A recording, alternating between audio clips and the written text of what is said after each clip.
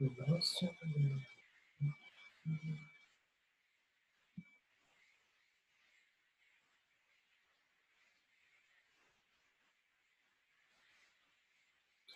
तो ये budget line basically budget line से मतलब ऐसे ही समझ में आ गया ना।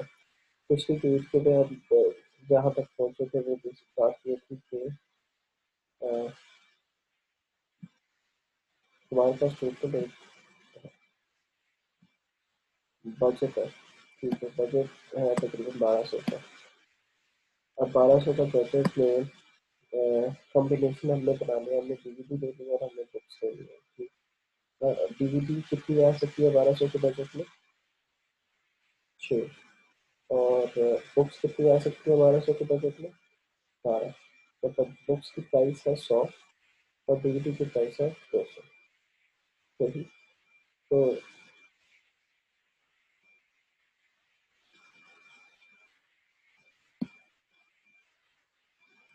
ये जो पॉइंट है, पॉइंट ये डिनोट करेगा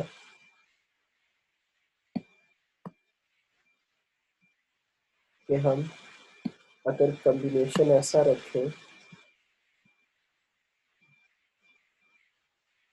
कि जिसमें हम 6 डिग्री ले सकें, और पॉइंट बी डिनोट करेगा कि हम कॉम्बिनेशन ऐसा रखें कि हम 12 बुक्स लें। तो पॉइंट ए पे क्वांटिटी ऑफ बुक्स कितनी होगी? पॉइंट ए पे क्वांटिटी ऑफ बुक्स कितनी होगी? 0, सही। अच्छा, इसी तरीके से पॉइंट सी पे क्वांटिटी ऑफ डीवीडीज क्या होगी? 3, सही। इसी तरीके से पॉइंट सी पे क्वांटिटी ऑफ बुक्स क्या होगी? 6, ठीक है। अच्छा, अगर मैं कुछ कोई ऐसा कॉम्बिनेशन बनाता हूँ कि मैं 3 डीवीडी से लेता हूँ, सही, 600 लगे, और 2 बुक्स ले लेता हूँ, 800, और 400 मेरे पास जो है वो सरप्लस होगा। तो ये बेसिकली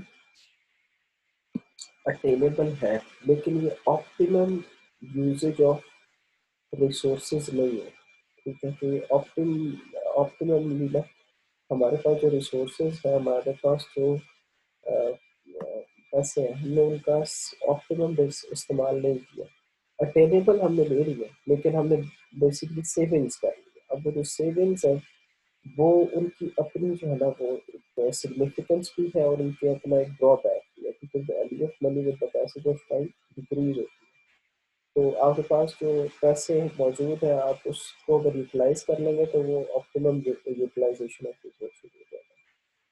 ठीक, अब आप इस पूरे ग्राफ को आगे पढ़ लेना तो काफ़ी चीज़ें जो है ना वो सेल्फ एक्सप्लेन होती है। However points on the line A C and D cross the elected budget and maximise utility, their points inside the line do not, ठीक है। Point B, points beyond the line are unattainables. अच्छा, अब अगर मैं कहूँ कि यार मैंने 6 डीवीडी लेनी है और जो है बुक्स वो भी मैंने 6 लेनी है, ठीक, तो वो मेरा बजट से इंक्रीज हो जाएगी वो चीज़ें। कैसे इंक्रीज हो जाएगी कि टोटल बजट है मेरे पास 1200 का, ठीक। और 1200 में अगर मैं 6 डीवीडी लूँगा तो 1200 तो 1200 यूटिलाइज होगा ना। अब अगर मैं कहता हूँ यार मेरी 6 बुक्स नहीं होनी है, मैं जिद करता हूँ, जब मैं जिद करूँगा तो वो ऑटोमेटिकली जो बजट है वो 1800 पे चला जाएगा, हो जाता है, ठीक है। तो पॉइंट बन जाएगा पॉइंट बी, सही, जो कि एक अनअटेनेबल पॉइंट है।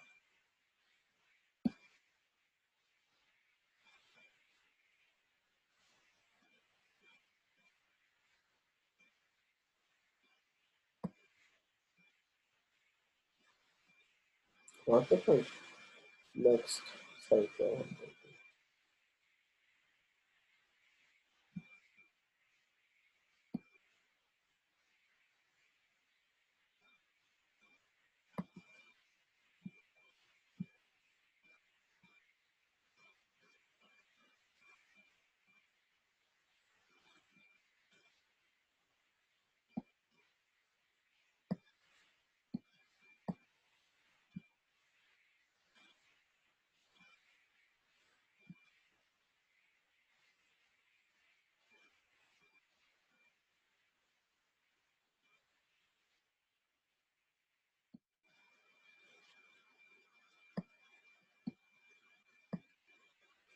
बजट लाइन और हमें एक तो उसने हमें बजट लाइन में बता दिया ना कि भाई अटेनेबल्स क्या है, अनअटेनेबल्स क्या है, क्वांटिटी ऑफ डीवीडीज कितनी है, क्वांटिटी ऑफ बुक्स कितनी है। सही।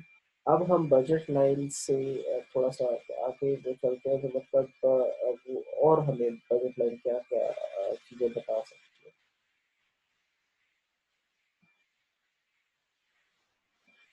अच्छा, along the budget line, trade-offs arise from limited income।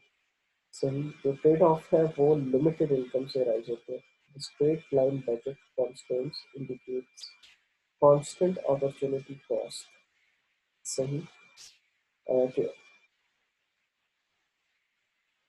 जो ट्रेड ऑफ्स हैं, ट्रेड ऑफ्स के मतलब जो आपकी कॉम्बिनेशन है वो लिमिटेड इनकम से राइज होते हैं।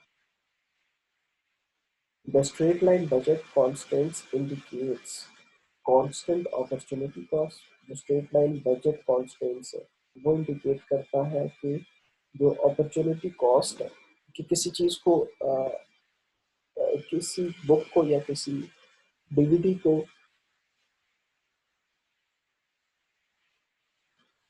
ऑब्टेन करने के लिए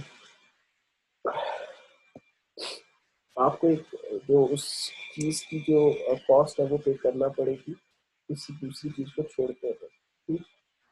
अच्छा, moving from point A to point C means giving up 3 DVDs to get 6 books। अच्छा, ए पॉइंट से अगर हम सी पॉइंट पे जाते हैं तो इसमें अब आप देखो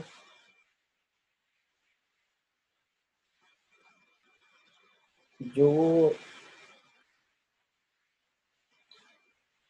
ग्राफ है वो डिक्लाइन कर रहा है। सही। वो क्यों डिक्लाइन कर रहा है? तो इसलिए डिक्लाइन कर रहा है कि क्वांटिटी ऑफ डीवीडीज को अगर हम कम करेंगे एट दैट टाइम तभी हम क्वांटिटी ऑफ बुक्स को ज्यादा कर सकते हैं। समझ रहे हो? तो ये quantity of DVDs, quantity of books indirect relation में है बजट लाइन के जबरे में।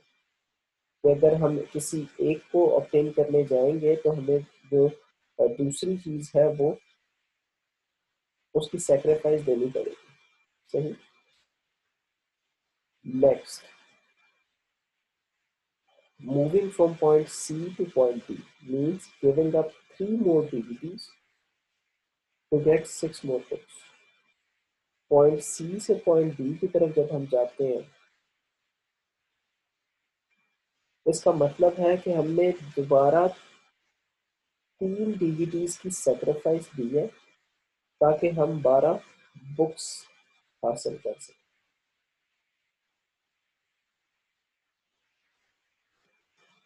अच्छा, constant trade off is one extra DVD equals 2 books और हाफ डीवीडी इक्वल्स 1 बुक। सही।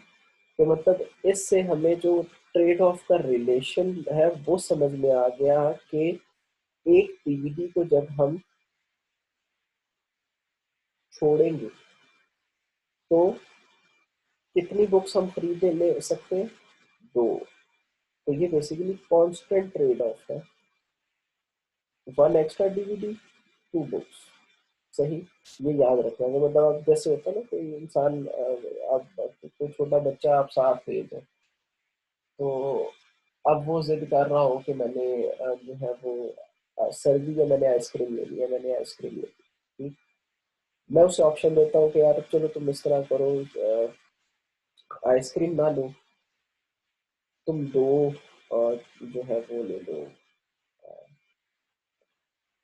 माइलो ले लो, जो ठंडे वाले नहीं होते मतलब। तो दूसरा होता है तुम इस तरह करो, तुम 2 माइलो ले लो, आइसक्रीम छोड़ो। ठीक।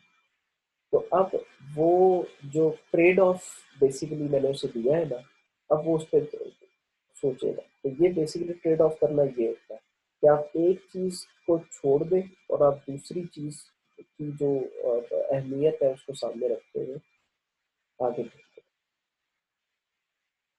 ठीक। Next, Limited income forces people to select the combination that is considered the best.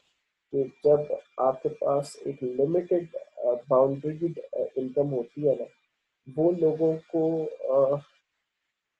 Force करती है या प्रोपेल करती है या उनको समझाती है कि आपने जो बेस्ट कॉम्बिनेशन है ना वो ले लो, लिमिटेड इनकम।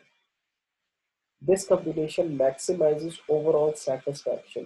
तो बेस्ट कॉम्बिनेशन है ना वो मतलब जैसे एक सेटिस्फैक्शन का आप ग्राफ बनाओ ना, तो उसमें ये है कि मतलब आप मैं चाय भी पी सकता हूँ, मैं कॉफ़ी भी पी सकता हूँ, मैं दूध भी पी सकता हूँ गर्म, मतलब ये तीन चीज़ें ठीक।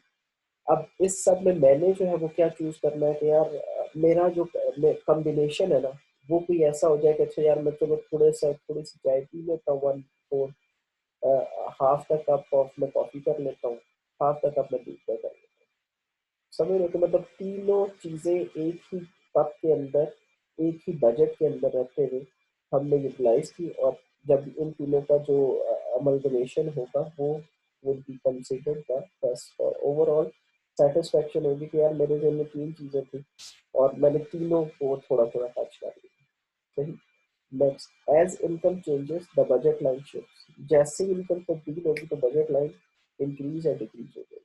सही। ये सेल्फ एक्सप्लेनेटरी है। इनकम से मुराद इनकम इज के पूरी जो मतलब आपके पास टोटल बजट है वो। If income increases the budget line shifts towards the right side, if income decreases the budget line shifts towards the left side.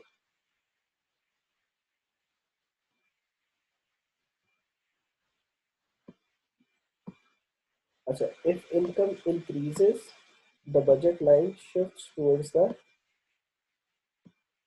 Right side, कि मतलब जैसे ही इनकम ज्यादा होगी तो जो बजट लाइन है वो राइट पे शिफ्ट करना शुरू हो जाएगी। जैसे ही इनकम डिक्रीज होगी तो बजट लाइन लेफ्ट पे शिफ्ट करना शुरू हो जाएगी। बाकी ये लेक्चर वगैरह शुरू का रिकॉर्डेड है, तो उसमें जो है ना वो कोई परेशानी वाली बात नहीं है। आप लोग बेशक रिकॉर्डेड लेक्चर ना देख लेना स्टार्ट का। सर काइंडली एक सवाल है। हाँ पूछो। सर वो जिसकी जो बजट लाइन जो डायग्राम है उसकी वो डायग्राम तो जरा ओपन करें, उसके ऊपर एक क्वेश्चन था।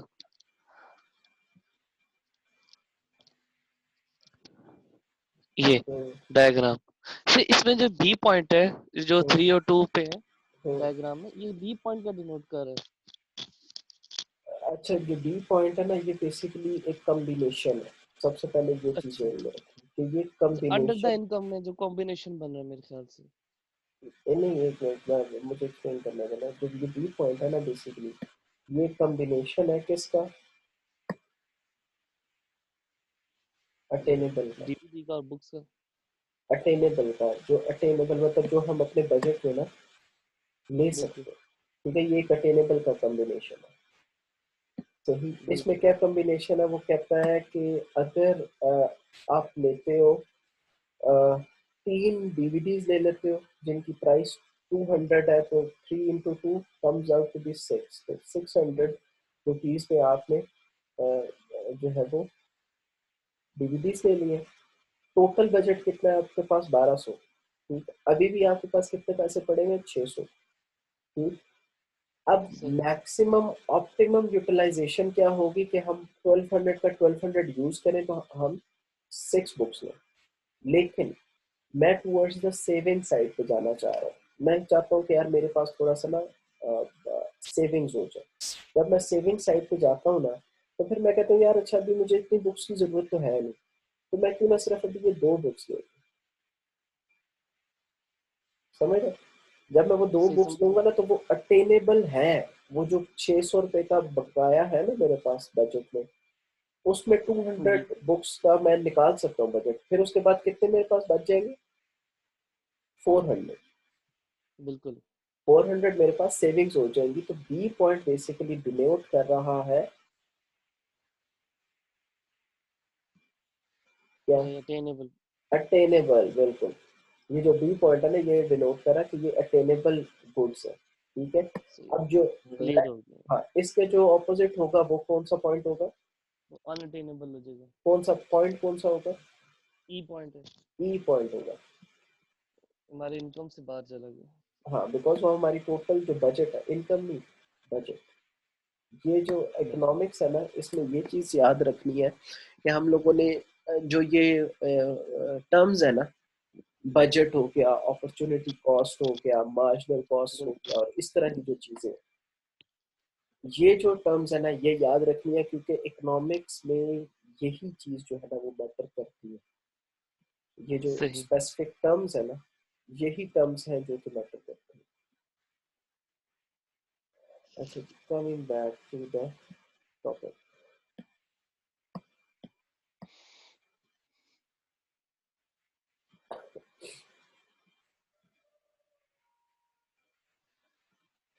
अच्छा, लिमिटेड इनकम फोर्सेस पीपल, जैसे बता दिया कि जब आपके ये हो पास गया एक, था सर जी। हाँ मैं वही ना, मतलब थोड़ा सा मैं रिकैप दे दूँ कि हमने बेस्ट कॉम्बिनेशन जो है ना वो करने हैं। Income changes, budget shifts, right side left side change होता रहेगा, तो टोटल अगर income change. Next, society must also make choices under conditions of scarcity. कि जो सोसाइटी है, जो मुआशरा है, वो ये वही वाली पुराने पहले वाली बात है जो हमने पहले स्कैर्सिटी और जो इनिशियल का हुआ है उसमें हमने पढ़ी। It must decide how and where to allot its limited resources. Scarce economic resources will include land, labor, capital and entrepreneur ability. अच्छा, जो अब स्कार्स इकोनॉमिक रिसोर्सेज है, वो उनमें क्या क्या चीजें आती हैं? लैंड, लेबर आती है, कैपिटल और एंटरप्रेन्योर एबिलिटी आती है। सही, ये तीन चीजें भी ज्यादा है, तो करें इनके शॉर्ट फॉर्म में या तो फिर नंबर लाइन आ जाती है कि इसके इकोनॉमिक रिसोर्सेज इंक्लूड व्हाट। फिर हमें पता होना चाहिए कि वो those include land, labour, capital and entrepreneur ability. अच्छा, नेक्स्ट, रिसोर्स कैटेगरीज क्या क्या? फर्स्ट में आ जाती है land, include natural resources used in production processes such as rivers, minerals and forests. ठीक। फिर रिसोर्स कैटेगरी में जो दूसरा पॉइंट है वो आता है लेबर। लेबर क्या करती है जी? It includes physical and mental talents of individuals used to produce goods and services। ये लेबर में आ गया। It includes physical and mental talents of individuals use to produce goods and services. के मतलब लैंड भी है और लेबर भी है, नेचुरल रिसोर्सेज भी है और ह्यूमन रिसोर्सेज भी है। सही। नेचुरल रिसोर्सेज और ह्यूमन रिसोर्सेज। अच्छा, रिसोर्स कैटेगरी में जो तीसरा है वो capital. It includes human made resources. सही। तो अब ये कौन से रिसोर्सेज है? ये वो रिसोर्सेज हैं जो कि इंसान बना सकता है, दैट आर मेडेबल। अब जैसे मैं प्रीवियस अभी लेक्चर में वो एग्जांपल दी कि कॉटन वाली है, तो अब कॉटन एक क्या है? Man made capital resources resource, है ना। कैपिटल रिसोर्स है या वो लैंड रिसोर्स है? ठीक। हाँ, कैपिटल क्या होगा? लैंड रिसोर्स होगा या जो मतलब कॉटन है वो क्या होगी? वो लैंड रिसोर्स होगा या कैपिटल रिसोर्स होगा? कैपिटल। कैसे?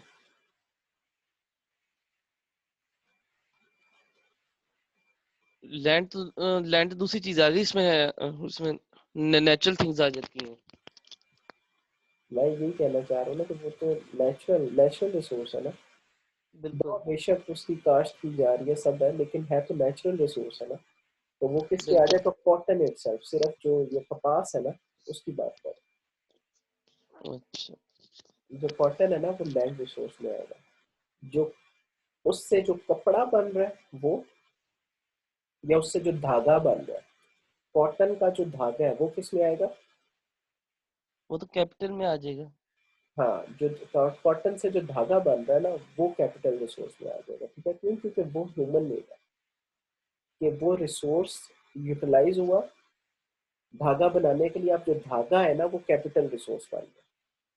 अब सही। कुछ अक्सर, क्योंकि अब मैं अगर मेरे पास अगर मेरा टेक्सटाइल फैक्ट्री है नुमान, मेरे हाँ पास जी। अगर टेक्सटाइल फैक्ट्री है ना, तो हम्म। मेरे लिए क्या आसान है कि मैं धागा लूं या मैं कपास लूं?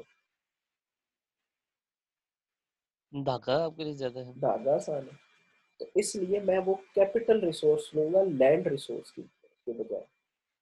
बिल्कुल। समझ रहे? अब वो लैंड रिसोर्स को कैपिटल रिसोर्स में कन्वर्ट करने के लिए ना एक और इंडस्ट्री होगी जो कि लैंड रिसोर्स को कैपिटल रिसोर्स में कन्वर्ट कर रही है। सही। समझ रहे? तो इन द एंड मेन चीज, अब कैपिटल और लैंड में फर्क समझ में आ रही है ना? मैं समझ गया। कैपिटल लैंड में दरअसल ये फर्क है कि जो मशीनरी और टूल्स है ना, वो आप इस्तेमाल करके एक लैंड रिसोर्स को, जो ह्यूमन मेड रिसोर्सेज है, वो बनाते हैं। सही। अच्छा, entrepreneurability is a human talent that combines the other resources to produce products, make strategies, decisions and bear risks. अब ये entrepreneurability क्या है? अच्छा, अभी पिछले दिनों तुमने सुना होगा ये बड़ा एक ये जो फ्रीलांसिंग वाला कॉन्सेप्ट चला है। हाँ, फ्रीलांसिंग वाले जी। का जो ये फ्रीलांसिंग वाला कॉन्सेप्ट है, ये समझ में आया ना, ये नहीं आया? फ्रीलांसिंग वाला। हाँ, जो ये फ्रीलांसिंग, वो बहुत सारे आके टीचर्स की बात कर रहे थे ना, तो हाँ हाँ। फ्रीलांस वो बनाए, आप आईडीज बनाए तो फ्रीलांस उसके ऊपर काम करें, और मतलब इसको थोड़ा सा सर्च करना है तो तुम्हें काफी हद तक आइडिया होगा। अच्छा, अब इसमें एंटरप्रेन्योर उन्होंने क्या किया, फ्रीलांसिंग में उन्होंने ये एंटरप्रेन्योरशिप की कि एक इंसान है, वो उसने कुछ फ्रीलांसर्स हायर कर लिए। हम्म। अब उसके पास एक आईडी थी, ठीक, आईडी एज इन के मतलब अब इसकी कंप्लीट डिटेल अगर मैं आपको बताऊं ना, तो ये काम उन्होंने ऐसे किया। इंटरनेट के ऊपर एक कुछ वेबसाइट्स हैं, अपवर्क है, फ्रीलांसर है, और मतलब फाइवर के नाम से ना, ये कुछ 3-4 वेबसाइट, इनके ऊपर दुनिया में मौजूद जो लोग हैं ना, उनके काम आते हैं। काम क्या होता है कि मतलब अगर मैंने कोई प्रेजेंटेशन बनानी है, मैंने कोई असाइनमेंट बनवानी है, या मैंने कोई कंटेंट राइटिंग लिखवानी है, या मैंने कोई मशीन लर्निंग, आर्टिफिशियल इंटेलिजेंस से लेके कोई भी इस तरह का इंपॉर्टेंट काम करना है, हम्म। और वो मैं खुद नहीं कर सकता, तो मैं उसका ऐड दे देता हूँ फाइवर पे, फ्रीलांसर पे, या अपवर्क है उस पे, इन 3 वेबसाइट्स पे ऐड दे देता हूँ कि यार मैंने ये काम करवाना है, मुझे कोई काम करवाने वाला बंदा दे, ठीक है, उसको मैं इतने चार्जेस दूंगा, उसको मैं इतना पे करूंगा। उससे क्या हुआ कि जो जॉब अपॉर्चुनिटीज है वो जनरेट होगी। ठीक है, अब जब जॉब अपॉर्चुनिटी जनरेट हुई कि जो लोग वो पैराग्राफ कंटेंट राइटिंग है वो सारा कुछ कर सकते हैं, उन्होंने ऑटोमेटिकली वहां से काम पकड़ा और वो करना शुरू कर दिया। सही। इन उन्होंने शॉर्ट। अपनी एक आईडी बनाई, नहीं मतलब मैं कॉन्सेप्ट पे लेकर आया, मैं इन शॉर्ट वाली नहीं, ये थोड़ा सा डिटेल में एक दफा समझ लो तो उसका फायदा ये होगा, बाद फिर नेक्स्ट टाइम एक दफा हम पढ़ेंगे ना तो याद आ जाएगा। तो ये नेक्स्ट टाइम मतलब सही। जब रिवाइज कर रहे होगे ना, तुम देखना एक दफा पढ़ोगे ना तो ऑटोमेटिकली ये पूरा कॉन्सेप्ट याद आ जाए। बिल्कुल। फिर जब वो एक आईडी बन गई, अब वो उस इंसान ने काम करना शुरू कर दिया, उसने अच्छा काम किया, उसकी एक आईडी बन गई। सही। सही। अब उसने क्या किया कि जब उस पे रेपुटेशन उसकी डेवलप होगी, जब रेपुटेशन उस इंसान की डेवलप हो गई ना, अब उसने एंटरप्रेन्योर एबिलिटी लगाई। क्या वो एबिलिटी थी कि उसने किया, अब उसको काम मिल रहे थे क्योंकि उसकी रेपुटेशन बन गई थी ना, तो उसने नीचे बंदे हायर कर लिए। समझ रहे हो? कि जी सर, एक समझ गया। एक इंसान उसने नीचे 5 बंदे हायर कर लिए सपोज। ठीक, अब सही। उसने नीचे 5 बंदे जो हायर कर लिए ना, उसकी आईडी तो बनी है, उसने उन 5 बंदों से काम करवाना शुरू कर दिया। बिल्कुल। उसके पास जो काम आ रहा था वो नीचे उन 5 बंदों को दे रहा था, उन 5 बंदों से करवा रहा था। अब उन 5 बंदों से जो सही। उसने काम करवाया, वो करवा के उसका जो एक चंक इकट्ठा हुआ, वो गया किस बंदे के पास? पहले बंदे के पास। ठीक, उसने नीचे सबको अपना शेयर दिया। This is known as entrepreneur ability, के उसके पास ह्यूमन टैलेंट था, हम्म। उसने उसको यूटिलाइज किया, combine other resources to produce products. उसने क्या किया कि वो जो लोगों के काम थे डिफरेंट नोयत के वो किए, उसने स्ट्रेटेजिक डिसीजंस बनाए और उसमें रिस्क मार्जिन भी सामने रखा। ठीक, रिस्क क्या है कि अगर कोई बंदा उसको जिसको वो काम सिखा रहा है वो भाग जाता है, मतलब उसका तो उसकी आईडी भी उसके पास है, सारी चीजें उसके पास है, उसको पता है, तो ये रिस्क है। अब उसको वो केटर करने के लिए क्या करेगा कि पासवर्ड चेंज कर देगा या कुछ इस तरह का काम करेगा, तो वो उसके रिस्क को मिटिगेट कर रहा है, उसके रिस्क को खत्म कर रहा है। सही। अच्छा, नेक्स्ट क्या ये हो गया जी, ये बेसिकली 4 टाइप की जो है ना वो है रिसोर्स कैटेगरीज है। सही होगा। नेक्स्ट आता है जी, because land labour capital and entrepreneur ability are combined to produce goods and services, they are known as factors of production. सही, कि ये पिछले दिनों जो वो कॉन्सेप्ट चल रहा था ना फैक्टर्स ऑफ प्रोडक्शन, क्या फैक्टर ऑफ प्रोडक्शन, ये वो फैक्टर्स ऑफ प्रोडक्शन है कि land labour capital and entrepreneur ability are combined to produce goods and services. Land, labour, capital and entrepreneur ability, इसको हम याद कैसे रखते हैं?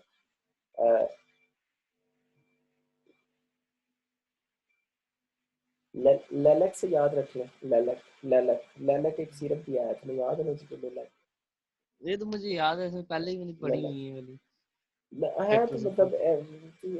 मतलब लोग तुझे तो पता होगा, मैंने भी पढ़ा हुआ है, लेकिन मेन चीज ये आती है ना जो बाकी सब है ना उन्होंने तो नहीं पढ़ा है ना, जो जो आवाम थोड़ी वीक है। अब पर ये जो लेक्चर्स है ना इनका बेसिक कॉन्सेप्ट जो है ना वो यही है कि उन लोगों को हमने जो है ना वो साथ लेके चलना, ताकि बिल्कुल मेन चीज ये है कि बैरियर खत्म हो यार, ताकि वो लोग अप्रोच करें। लोग अभी भी जो है ना वो सोच यही रहे हैं यार, हम बोले कैसे, बात कैसे करें, कैसे किसी को अपना पॉइंट समझाएं, तो वो समझाने का तरीकेकार यही होता है कि आप ये पहले भी चैनल ब्रेक करते हैं, फिर उसके बाद आप बात करना शुरू करें। बात करेंगे तो आपका जहन किसी दूसरे तक पहुंचेगा, वो कुछ बताएगा या कुछ आपको समझाएगा। अगर बात नहीं सही। करेंगे, सुम्मुम बुकमुन होके बैठे रहेंगे ना, तो वही बात आगे के जो है ना वो रोए बगैर ना माँ भी दूध नहीं देती, ऐसा ही है ना। बिल्कुल बंदा छोटा का बच्चा होता है ना, तो जब तक वो रोता नहीं है ना तो अम्मा भी उसको ना दूध नहीं देती। जब वो रोता है तब भी उसको जो है ना वो दूध देता है।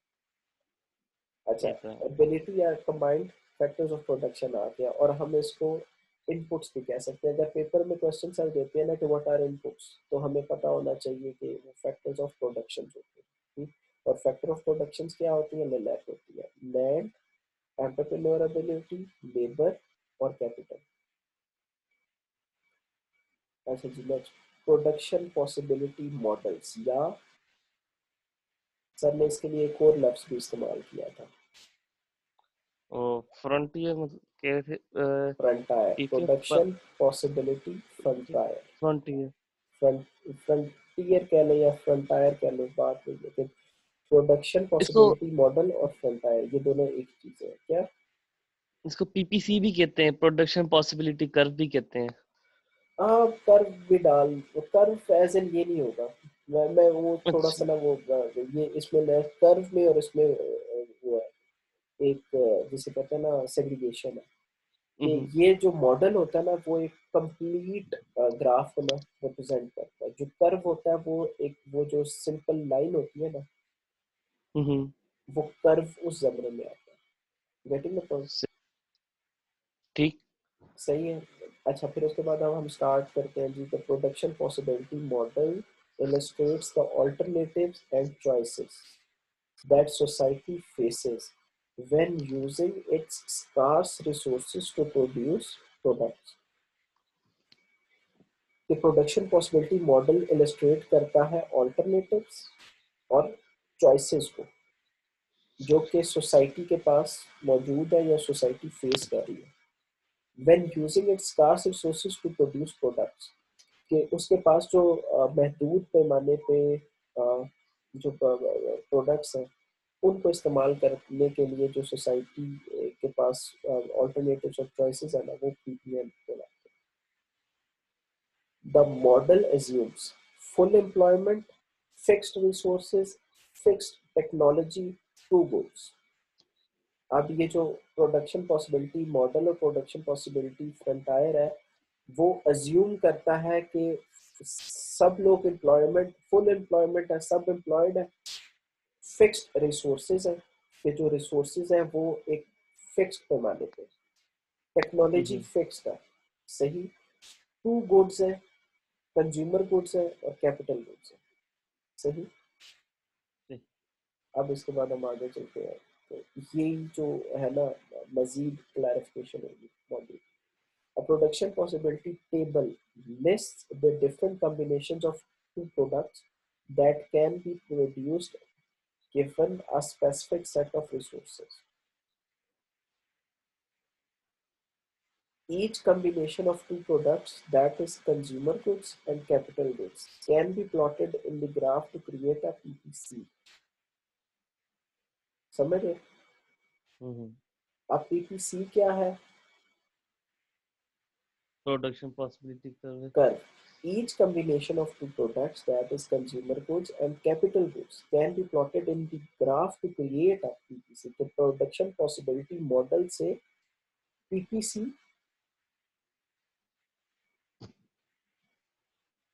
नहीं समझ आया अनुमान? नहीं, दोबारा बताएं। जो प्रोडक्शन पॉसिबिलिटी मॉडल है ना, हाँ जी, जो पीपीसी है वो उसका हिस्सा है। बिल्कुल, गेटिंग द पॉइंट कि वो मैं समझ पीपीसी नहीं है, गया। प्रोडक्शन पॉसिबिलिटी मॉडल जो है वो प्रोडक्शन पॉसिबिलिटी कर्व नहीं है, वो उसका हिस्सा है। बाकी मॉडल है, हाँ कर्व इसका नहीं, हिस्सा, मॉडल का कर्व हिस्सा उसका, है। हाँ मॉडल का हिस्सा है। Each combination of two products, that is consumer goods and capital goods, in graph. in a graph to create a PPC। सही है। सही। फिर उसके बाद जी, अच्छा इससे पीछे हमने क्या पढ़ा जी? Production possibility table list the different combinations of two products that can be produced given a specific set of resources. ठीक है, हमारे पास टू प्रोडक्ट्स है, टेबल क्या लिस्ट करता है कि कॉम्बिनेशंस क्या है उन टू प्रोडक्ट्स की, कि जो एक महदूद पैमाने पे जो रिसोर्सेज हैं उनके साथ प्रोड्यूस की जा सकती है वो टू प्रोडक्ट्स, तो उनकी बिल्कुल, कम्बिनेशन ऑफ टू प्रोडक्ट्स, मतलब इसको हम कहेंगे कि उन महदूद पैमाने के साथ हमारे हम जो कम्बिनेशन ऑफ दो प्रोडक्ट बना सकते हैं वो क्या, ठीक है, ये प्रोडक्शन पॉसिबिलिटी टेबल में आती है। अच्छा अब हम देख रहे हैं जी, ये प्रोडक्शन पॉसिबिलिटी मॉडल है। इसमें नीचे जो एक्स एक्सेस है उसके ऊपर आ गया जी फूड प्रोडक्ट्स। सही।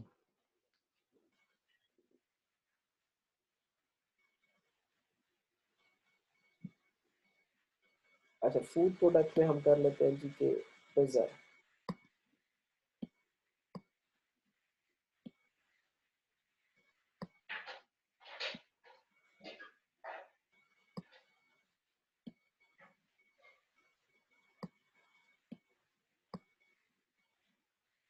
और इक्विपमेंट में हम कह सकते हैं जी के रोबोट है। अब ये क्या हो गए? टू टू डिफरेंट गुड्स हो टू गए। डिफरेंट गुड्स हो गए।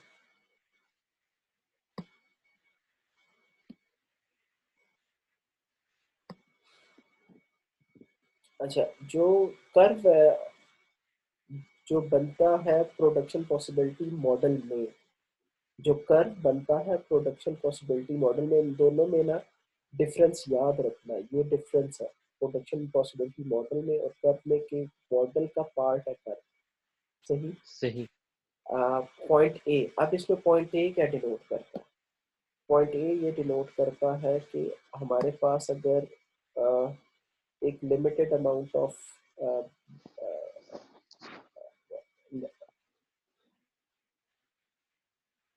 प्रोडक्शन कैपेबिलिटी है ना, एक कंपनी के पास एक प्रोडक्शन कैपेबिलिटी है लिमिटेड पैमाने पे, अगर वो उसको यूटिलाइज करती है और सारे रोबोट बना लेती है, तो उस बिल्कुल, रिसोर्स को यूज करते हुए मैक्सिमम रोबोट कितने बन सकेंगे? 10। 10। ये वो उस रिसोर्स को यूज करते हुए हम अटेनेबल पॉइंट है, पॉइंट ए। फिर उसके बिल्कुल बाद मतलब लिंक हो रहा है ना अभी ये जो पिछला बजट लाइन वाला है उससे लिंक हो रहा है ना ये, कि मतलब बिल्कुल अटेनेबल्स क्या है, अनअटेनेबल्स क्या है, बजट क्या है, और टोटल आपके पास अब वो वहां पे ना एज इन कॉस्ट और प्राइस की बात है।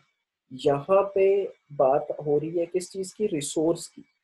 और वो बिल्कुल। रिसोर्स क्या है, बैक ट्रैक करें, land, labour, capital and capital organisation और और एंटरप्रेन्योर। एंटरप्रेन्योर, लैक वाला रिसोर्स है। सही, कि हम वो रिसोर्स यूटिलाइज कर रहे हैं। ठीक है, अब मेरे पास एक कंपनी है, मैं जैसे होता है ना बिजनेस फर्म्स वाली बात है, इससे पहले हमने सिंगल इंडिविजुअल वाला पढ़ा ना, कि एक इंडिविजुअल के लेवल पे माइक्रो इकोनॉमिक्स क्या है। अब बिल्कुल हम पढ़ रहे हैं बिजनेस के फर्म के लेवल पे माइक्रो इकोनॉमिक्स क्या कहती है। ठीक, तो ये रिसोर्सेस हम जब मैक्सिमम यूटिलाइजेशन ऑप्टिमम करेंगे ना, तो 0 से लेके 10 तक, जो 10 है ना वो हम रोबोट्स बना सकते हैं।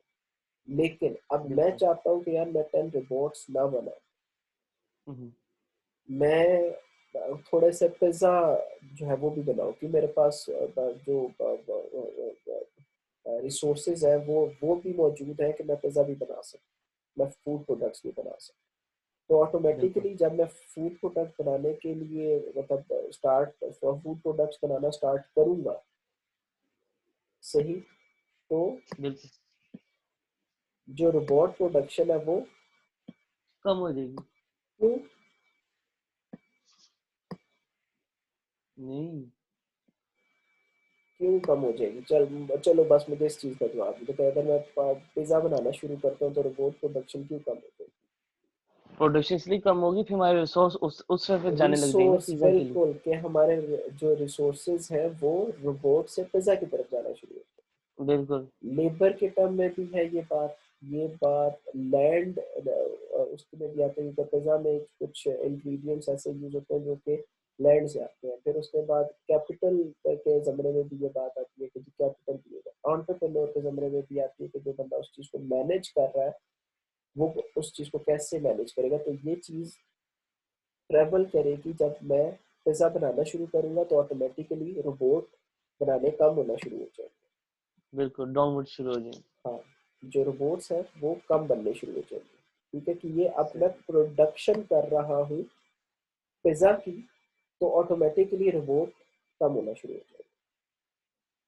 अच्छा, सही। फिर उसके बाद ये एक मेरी जो पॉइंट बी है वो डिनोट करता है कि मैंने एक अगर पिज्जा बनाया, ठीक, बिल्कुल और उसमें एक से बेसिकली जो है ना ये आगे लिखा हुआ फूड प्रोडक्ट्स इन 100,000 के, मतलब मैंने 1 लाख पिज्जा बनाया। ठीक, तो बिल्कुल। रोबोट की प्रोडक्शन कितनी कम हुई? एक 1,000 से कम एक होगी। हजार कम हुई। कि मतलब अगर 1 लाख मैंने पिज्जा बनाया तो रोबोट की प्रोडक्शन 1,000 कम हो कम जाएगी। ठीक, होगी। फिर उसके बाद जब मैं, अच्छा ये जो है ना वो जिसको कहते हैं जो प्रोडक्शन पॉसिबिलिटी कर्व है ना, वो बिल्कुल इंडिपेंडेंट है, इंडिपेंडेंट इंडिपेंडेंट है प्रोडक्शन पॉसिबिलिटी मॉडल से, और प्रोडक्शन पॉसिबिलिटी कर्व के जो क्या कहते हैं फैक्टर्स हैं, वो इंडिपेंडेंट है उसकी चॉइसेस से। जो चॉइस आप कर रहे हो ना, कि मतलब आप चॉइस क्या कर रहे हो, तो एक फैक्टर आपने एक तरफ रखा, दूसरा फैक्टर आपने दूसरी तरफ रखा, और उसमें जो चॉइसेस आप डाल रहे हो वो इंडिपेंडेंट। ठीक, आके मतलब आप ये नहीं सेग्रीगेट कर सकते कि अगर मैं 1,000 बनाऊंगा, ठीक है, तो उसकी जो प्राइस होगी, जो दूसरी चीज बन रही है वो लाख ही बनेगी, जरूरी नहीं है। रीजन के जो लैंड, लेबर और वो आता ना एंटरप्रेन्योर और कैपिटल गुड्स है, ये वेरिएट करते हैं। सही, फिर उसके बाद सही। अब जब मैं 2 लाख पिज्जा की तरफ जाता हूँ, सही, पहले मैं लाख पे था बिल्कुल ना, अब मैं 2 लाख की तरफ गया, तो क्या हुआ, जो एक फोकस हजार है, रोबोट्स और कम। जो मेरी कंपनी है ना उसका जो फोकस है अब वो पिज्जा की तरफ भी हो गया। अब बिल्कुल वो फोकस पिज्जा की तरफ होने से जो रोबोट की जो प्रोडक्शन है ना वो, और कम हो जाएगी। और ज़्यादा कम हो जाएगी। रीज़न कि अब वो बायसनेस आ गया ना, जब बायसनेस आ बिल्कुल। जाएगी ना तो ऑटोमेटिकली जो कंपनी की एक वो होती है ना प्रोडक्शन की चीज़, वो अब उसने बेसिकली एक चीज़ ज़्यादा की है, उसने और कुछ नहीं, उसने सिर्फ पिज़्ज़ा बनाना ज़्यादा किया। तो ऑटोमेटिकली उसमें क्या हुआ है कि जो उसकी प्रोडक्शन थी ऑफ क्या कहते हैं रोबोट, वो कम होगी और वो एक उसमें एक शिफ्ट आया, क्योंकि कंपनी की जो सोच है वो चेंज हो गया कि यार हम रोबोट के साथ साथ पिज्जा से भी प्रॉफिट कमा सकते हैं। सही, तो बिल्कुल। उन्होंने फिर ऑप्टिमम यूटिलाइजेशन करनी शुरू कर दी। नेक्स्ट पॉइंट आता है पॉइंट डी।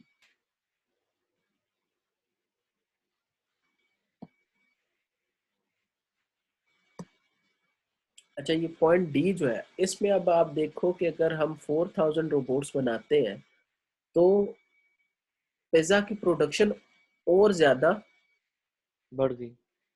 मतलब उसके जो इनिशियल वो था ना, उससे पिज्जा की प्रोडक्शन ज्यादा होगी। बिल्कुल।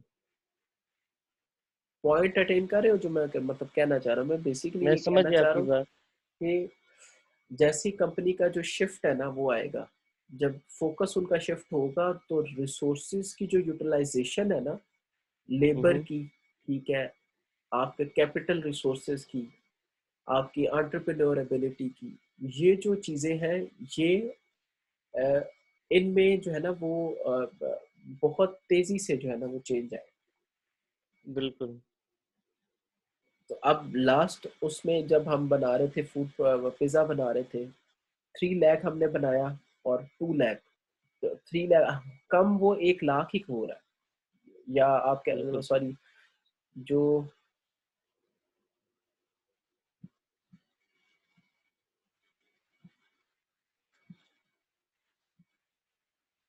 जो पिज़्ज़ा है वो लाख ज्यादा हो रहा है, जो रोबोट है वो ज्यादा तेजी से, कम हो रहे हैं 1000 से। हाँ वो ज्यादा तेजी से, बिकॉज जो लेबर है वो फोकस हो रही है, वो आप लेबर को आप यूटिलाइज करें तो ऑटोमेटिकली जो प्रोडक्शन ऑफ अदर थिंग है वो थोड़ी सी होल्ड हो रही है, बिकॉज उसमें यूटिलाइजेशन ज्यादा थी किसकी, लेबर की। बिल्कुल। कि रोबोट की प्रोडक्शन में जो यूटिलाइजेशन थी लेबर की वो ज्यादा थी, जिसकी वजह से ये ऑटोमेटिकली डिक्लाइन आ रहा है इसमें, कि ये डिक्रीज हो रहा है। ठीक, फिर उसके बाद आगे जो पॉइंट ई है, पॉइंट ई पे कंपनी का जो फोकस है ना, वो आ गया कि तो भाई पिज्जा पे। हाँ, रिबोट की प्रोडक्शन से हमें फायदा नहीं हो रहा, इसको खत्म करो, पिज्जा को स्टार्ट करो, इससे हमें ज्यादा फायदा। सही, तो ये वो बिल्कुल। पॉइंट है जो कि अटेनेबल है, कि कंपनी के पास इतने रिसोर्सेज है। अब ये इस सब में ना जो चेंज आ रहा है ना मॉडल में और कर्व में, वो ये है रिसोर्सेज। बिल्कुल। समझ रहे कि जो रिसोर्सेज है ना, वो ये है कि आपके पास रिसोर्सेज लिमिटेड है। जब लिमिटेड रिसोर्सेज होंगे ना, तो ऑटोमेटिकली आप किसी एक चीज की प्रोडक्शन कर सकते हो, आप दूसरी चीज की प्रोडक्शन आपको रोकनी पड़ेगी। लिमिटेड सही। रिसोर्सेज के केस में, अनलिमिटेड रिसोर्सेज तो हो नहीं सकते, लिमिटेड रिसोर्सेज के केस में आपको ये काम ऐसे करना पड़ेगा। सही, फिर अब ये जो पॉइंट आ रहा है, जो रेड लाइन है, ये डिनोट करती है आपकी आपकी अनलिमिटेड रिसोर्सेज को और लिमिटेड रिसोर्सेज को, कि अगर अनलिमिटेड हो जाएंगे तो आप इस पूरे ग्राफ में किसी भी जगह कोई भी नुक्ता डाल सकते हो। सही, और बिल्कुल। वो आप जो है ना वो अटेनेबल होगा अनलिमिटेड रिसोर्सेज के केस में। लेकिन अटेनेबल का केस है कि हम लोग लिमिटेड रिसोर्सेज में, तो हमने अटेनेबल्स में रहा। अगर यहाँ बिल्कुल। पे सपोज मैं जो है वो कहता हूँ कि मैंने इतनी ये चीज बना ली है, मतलब यहाँ पे ना मैं डालता हूँ कि यार मैंने 5000 रोबोट बनाने हैं और मैंने 1 लाख पिज्जा बनाना है। बिल्कुल। उससे क्या होगा? हमारे फिर भी रिसोर्स बच जाएंगे, उससे क्योंकि ये, हमारे अभी भी रिसोर्स रहते हैं। हाँ, उससे बेसिकली ये होगा कि हमारे पास जो रिसोर्सेज है ना, उनकी ऑप्टिमम यूटिलाइजेशन नहीं होगी। नहीं हो रही है। बिल्कुल। ये जो टर्म्स है ना, ये याद करना शुरू कर दो अभी से। Marginal benefit, marginal cost, opportunity cost, optimum बिल्कुल यूटिलाइजेशन, ये जो चीज़ें हैं ना, ये याद रखना, ताकि मतलब आगे चल के ना इकोनॉमिक्स में हम ये ये जो होगी ना इकोनॉमिक्स, ये इन्हीं टर्म्स पे चल रही है। ठीक है कि जी बिल्कुल। ऑप्टिमम कॉस्ट क्या है, मार्जिनल कॉस्ट क्या है, अपॉर्चुनिटी कॉस्ट क्या है। तो जब ये चीज़ें बोली जाए ना, तो ऑटोमेटिकली हमारे ज़हन में ना ये रिफ्लेक्ट होकर, यार अच्छा ये सर ये कहना चाह रहे हैं। सही। तो अगर हम ये पॉइंट करते हैं ना 5 वाला, और एक 1 लाख पिज़्ज़ा बनाते हैं, तो अब बाकी जो ये चीज़ें होंगी ना, ये हमारे रिसोर्सेज, जैसे आगे वाले हैं ना, ये सारे रिसोर्सेज हमारे वेस्ट हो जाए, ज़ाया कर रहे हैं हम बेसिकली। ठीक है। अगर बिल्कुल ज़ाया नहीं करेंगे, मैं अगर ये वाला पॉइंट भी अटेन करना चाहता हूँ ना इस ग्राफ के ऊपर,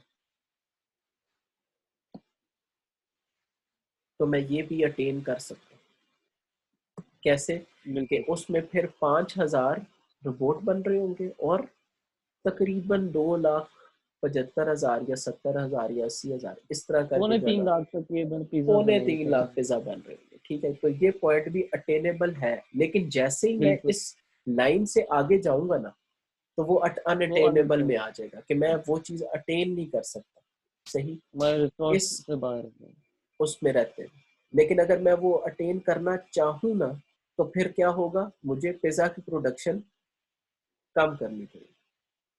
नहीं समझा? बिल्कुल। कि अगर मैं ये वाला पॉइंट अटेन करना चाहता हूँ, सपोज ये वाला पॉइंट अटेन करना चाहते थे। ये मतलब ये मेरी अपनी उस पे आती है, पर्सनल कैपेबिलिटी है, कि मैं चाहता हूँ कि यार मैं ये वाला पॉइंट अटेन करूँ इन टर्म्स ऑफ पिज्जा और वो, तो क्या मैं ये अटेन कर सकूंगा?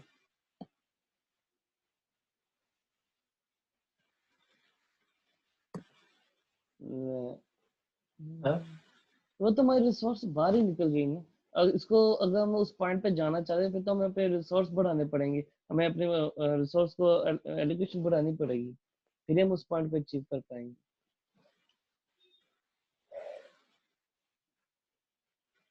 अच्छा, इसमें सीन पता है जो मुझे समझ में आ रही है, वो बात ये हम्म, है कि हम ये अटेन कर सकते हैं, लेकिन उसके लिए फिर क्या होगा, हमें अपॉर्चुनिटी कॉस्ट पे करनी पड़ेगी। बिल्कुल। किस चीज़ की? पिज्जा की। पिज्ज़ा की। कि हम ये यहाँ से ये पॉइंट अचीव कर लेंगे 5,000, लेकिन फिर उसके बाद अपॉर्चुनिटी कॉस्ट क्या आएगी, कि हमें पिज़्ज़ा की प्रोडक्शन जो 4 लाख हो रही है ना, उसको हमें कम करनी पड़ेगी 3.5 लाख करनी। सही है। ठीक।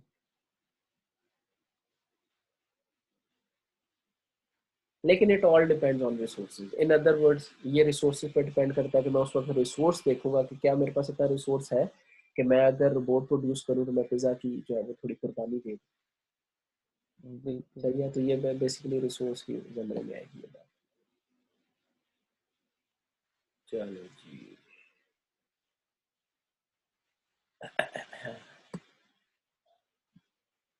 नेक्स्ट आता है जी के production possibility curve.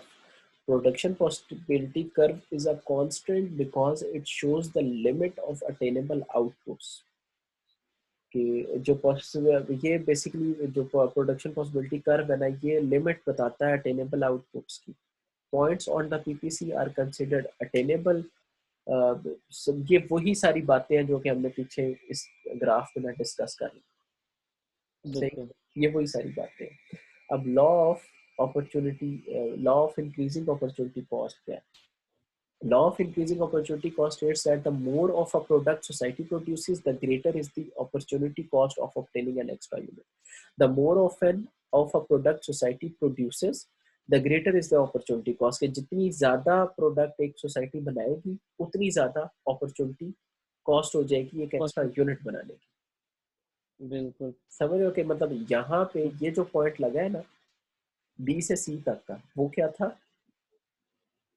Opportunity cost पे आ जाएगी ना, हाँ, जैसे कि हमने law of increasing opportunity cost था, कि law of increasing more of a product society produces, the greater is the opportunity cost of obtaining an extra unit. कि जैसे ही प्रोडक्शन की जो आप वो है, आप ज्यादा करेंगे ना, क्या कहते हैं, मतलब इंक्रीज करेंगे प्रोडक्शन, एक मुआशरे में आप उस एक किसी चीज़ की प्रोडक्शन इंक्रीज़ करेंगे ना, तो उसकी जो अपॉर्चुनिटी कॉस्ट है, एक एक्स्ट्रा यूनिट बनाने की, वो भी ज़्यादा होती जाएगी। और वो अपॉर्चुनिटी कॉस्ट क्या फैक्टर्स हैं जिन पे डिपेंड करेगी? Labour, Then labor, land, labour, capital and entrepreneur. entrepreneur. कि ये वो 3 चीज़ें हैं जिनके ऊपर ये एक्स्ट्रा और यूनिट के बनाने की ना जो अपॉर्चुनिटी कॉस्ट है वो डिपेंडेंट हो। For example, to produce more food society must give up larger amounts of manufacturing equipment. कि अगर आपने फूड ज़्यादा बनाना, पिज़्ज़ा ज़्यादा बनाना, तो आपको रोबोट की ज़्यादा देनी पड़ेगी कुर्बानी। सही। Next, the law of increasing opportunity cost is reflected in the bowed out from the origin shape of PPC. Economic resources are not completely adaptable to alternate uses. Therefore, with each 1 unit increase in food production successfully, larger amounts of manufacturing production are given up. सही है, वही same वही बात. The optimum allocation depends on marginalism. Any economic activity should be expanded as long as marginal benefits exceeds the marginal cost. ठीक है, जो optimum allocation है वो मार्जिनलिज्म पे डिपेंड करता है। किसी भी इकोनॉमिक एक्टिविटी को हम जब एक्सपेंड करते हैं तो उसमें जब तक मार्जिनल बेनिफिट मार्जिनल कॉस्ट के से ज़्यादा है, ठीक है, तब तक आप जो है ना वो बेनिफिट पे फोकस करेंगे। And it should be reduced if marginal benefit is less than marginal cost. कि जो इकोनॉमिक एक्टिविटी है वो तब तक आप बढ़ाते रहें जब तक मार्जिनल बेनिफिट मार्जिनल कॉस्ट से ज़्यादा आ रहा है, ठीक है, या जो इसको आपने रिड्यूस करना है जब मार्जिनल बेनिफिट मार्जिनल कॉस्ट से डिक्रीज हो। सही, कि बेसिकली ये जो इकोनॉमिक एक्टिविटी है ना, इसको जो है वो क्या कहते हैं,